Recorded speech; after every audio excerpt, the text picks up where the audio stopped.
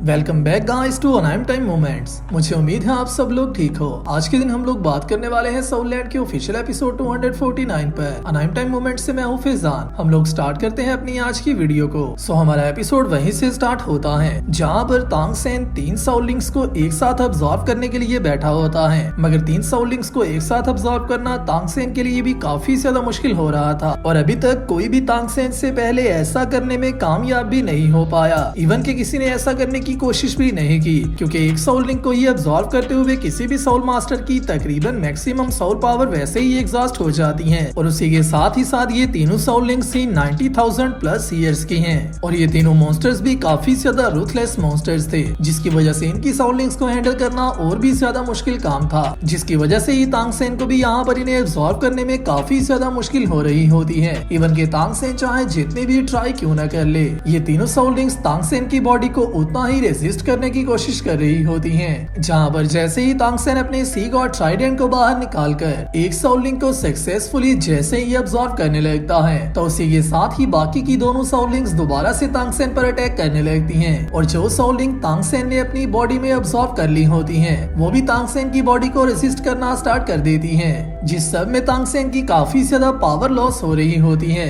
जिसकी वजह से तांग सेन अपनी एग्जॉस्ट हुई पावर को रिकवर करने के लिए अपनी एक्सटर्नल सोल बोन को बाहर निकाल लेता है। और जैसा कि हमने लास्ट टाइम देखा था, तांग सेन की एक्सटर्नल बोन उस लेवल तक जा चुकी है जिसमें तांग सेन एक्स्ट्रा सोल पावर को अपनी एक्सटर्नल बोन में स्टोर कर सकता है, और जब तांग सेन को उसकी जरूरत पड़े उस सोल पावर को तब के वक्त यूज कर सकता है। और यहाँ पर तांग सेन ऐसा ही कर रहा होता है। जो तांग सेन ने पावर स्टोर की होती है, तांग सेन स्टोर हुई पावर को यूज करने लगता है, मगर जैसे ही तांग सेन दोबारा से इन सारी सोल लिंक्स को सप्रेस करने में नाकाम रहता है, तो उसी के साथ ही तांग सेन अपने हाउ चेन हैमर को बाहर निकाल लेता है और सोमिरू हैमर की टेक्निक को यूज करने लगता है। अगर ये टेक्निक काफी ज्यादा पावरफुल टेक्निक होती है और तांग सेन ने इस टेक्निक को अच्छे से प्रैक्टिस भी नहीं किया होता, जिसकी वजह से इस टेक्निक को यूज करना तांग सेन के लिए काफी ज्यादा मुश्किल है। जिसमें जैसे ही पहली दफा तांग सेन इसे यूज करने की कोशिश करता है, तो तांग सेन उसमें टोटली नाकाम रहता है, जिसके साथ ही तांग सेन के माइंड में तांग हाओ की बात आने लगती है, जिसने कि तांग सेन को इस टेक्निक को यूज करने का बताया था, जिसके लिए तांग सेन को कंसंट्रेशन की जरूरत होती है। और जैसे ही तांग सेन दोबारा से अपने फादर की सारी बातों को याद करता है और अपनी सोल पावर और अपने हैमर पर टोटल कंसंट्रेट करता है, तो उसी के साथ ही तांग सेन दोबारा से सोमिरू हैमर को यूज करने लगता है। और अभी के लिए तांग सेन अपनी सोमिरू हैमर की टेक्निक के साथ साथ अपनी डेथ गॉड डोमेन को भी यूज कर रहा होता है, ताकि तांग सेन अपनी इस टेक्निक का ज्यादा से ज्यादा फायदा उठा सके। और सोमिरू हैमर को यूज करते हुए तांग सेन ऐसा करने में कामयाब भी हो रहा होता है।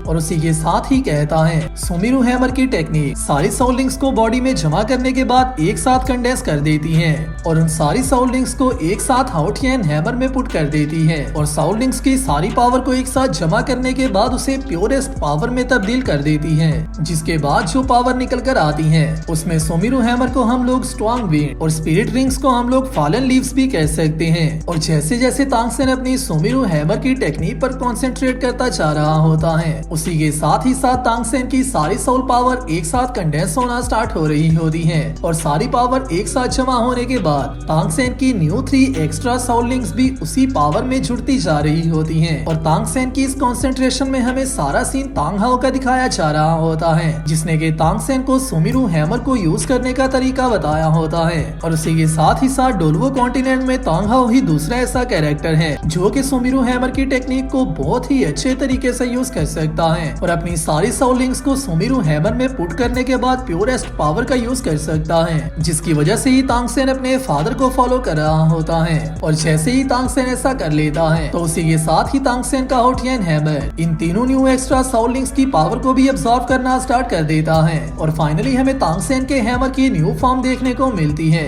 जो कि टोटली रेड कलर का ग्लो कर रहा होता है। और इसमें से जो प्योरेस्ट पावर ग्लो कर रही होती है, वो सच में काफी ज्यादा डिस्ट्रक्टिव फोर्स होती है, जिसके साथ ही जैसे ही तांग सेन इन सारी सोल लिंक्स को फाइनली अब्सॉर्ब कर लेता है, तो उसी के साथ ही कहता है, आखिरकार मैं अपनी सारी सोल लिंक्स को एक साथ अब्सॉर्ब करने में कामयाब हो चुका हूँ और मैंने 390,000 प्लस ईयर की सोल लिंक्स को एक साथ अब्सॉर्ब कर लिया है, जो कि आज तक पूरे कॉन्टिनेंट में पहले कोई भी नहीं कर पाया। मगर 3 सोल लिंक्स को एक साथ अब्सॉर्ब करने की वजह से मेरी सोल पावर भी डैमेज हो चुकी है, क्योंकि जितने भी स्पिरिट रिंग्स ने काउंटर अटैक मेरे ऊपर किया था, उस सब को हैंडल करने के लिए मुझे अपनी सोल साउल पावर का यूज करना पड़ रहा था, जिसकी वजह से मेरी बॉडी में मौजूद साउल पावर सारी ही डैमेज्ड है। मगर अभी के लिए जबकि मैंने अपनी साउलिंग्स को ऑब्जर्व कर लिया है, तो मैं यहाँ पर बैठकर बहुत ही आसानी से अपनी डैमेज हुई साउल पावर को रिकवर कर सकता हूँ। मगर जैसे ही तांग सेन ये बात कर रहा होता है तो उसी के साथ ही हमें एंजल फेदर देखने को मिलता है, और उसी के साथ जैसे ही तांग सेन अपनी आंखें खोलता है तो इस एंजल फेदर को देखते ही तांग सेन को इस बात की समझ आ जाती है कि तांग सेन अभी के लिए अंडर अटैक है। और उसी के साथ ही हमें स्काई में से आवाज आती है, fifth spirit ring God sword. और जैसे ही हम ये आवाज सुनते हैं तो उसी के साथ ही नेक्स्ट व्यू में बहुत ही बड़ी स्वॉर्ड स्काई से बाहर आ जाती है, जो कि सीधा तांग सेन पर अटैक करने के लिए आगे बढ़ने लगती है, जिसे रोकने के लिए तांग सेन अपने सी गॉड ट्राइडेंट का यूज करता है और इस अटैक से बहुत ही मुश्किल से बचता है। मगर अभी के लिए गॉड स्वॉर्ड को जो भी फोर्स पुश कर रही होती है वो पूरी सीरीज में पहली मर्तबा तांग सेन के सी गॉड ट्राइडेंट को ओवरकम कर पाती है। और जैसे ही तांग सेन वहाँ से साइड आता है तो उसी के साथ ही अपने माइंड में सोचने लगता है गॉड स्वॉर्ड वही अटैक है जो कि आज से कुछ साल पहले मैंने ट्रियांडुवो पैलेस में देखा था, और तब के वक्त इसे कियान नेक्शवे ने यूज किया था, क्योंकि उस दिन उसकी फिफ्थ स्पिरिट रिंग में से भी गॉड स्वॉर्ड ही बाहर निकल कर आई थी। और उसी के साथ इस स्वॉर्ड के अटैक के साथ कियान नेक्शवे की एबिलिटीज को जोड़ने के बाद ये पावर काफी ज्यादा डिस्ट्रक्टिव पावर बन जाती है। और लास्ट के टाइम जब कियान नेक्शवे इस टेक्निक को यूज कर रही थी तब के वक्त उसने अपनी एंजल डोमेन को भी यूज किया था, मगर आज के दिन वो अपनी एंजल डोमेन को भी यूज नहीं कर रही, और फिर भी उसका ये गॉड स्वॉर्ड का अटैक काफी ज्यादा पावरफुल अटैक हो चुका है। जिसके साथ ही तांग सेन जैसे ही वहाँ से बचकर भाग रहा होता है तो उसी के साथ ही स्काई में और भी काफी ज्यादा होल्स क्रिएट हो जाते हैं, जिन सब में से स्वॉर्ड्स बाहर आने लगती हैं, और ये सारी एंजल स्वॉर्ड्स तांग सेन पर अटैक करने के लिए आगे बढ़ने लगती हैं, जिससे कुछ देर के लिए तो तांग सेन बच जाता है, मगर आखिरकार तांग सेन को एंड पर इनका सामना करना पड़ता है। जिसके साथ ही तांग सेन इन सब अटैक्स को काउंटर करते हुए कहता है कुछ साल एक दूसरे को ना देखने के बाद अभी के लिए कियान नेक्शवे की पावर काफी ज्यादा अनप्रेडिक्टेबल हो चुकी है, क्योंकि उसके सारे अटैक्स ही काफी ज्यादा पावरफुल हो चुके हैं, जिसकी वजह से मैं इस बात का अंदाजा भी नहीं लगा सकता कि अभी के लिए कियान नेक्शवे कितनी ज्यादा पावरफुल है। जिसके साथ ही हम काफी देर के बाद कियान नेक्शवे के कॉन्टिनेंट में ऑफिशियल अपीयरेंस को देखते हैं, जो कि आते ही तांग सेन से कहती हैं तांग सेन हम दोनों ने एक दूसरे को काफी देर से नहीं देखा।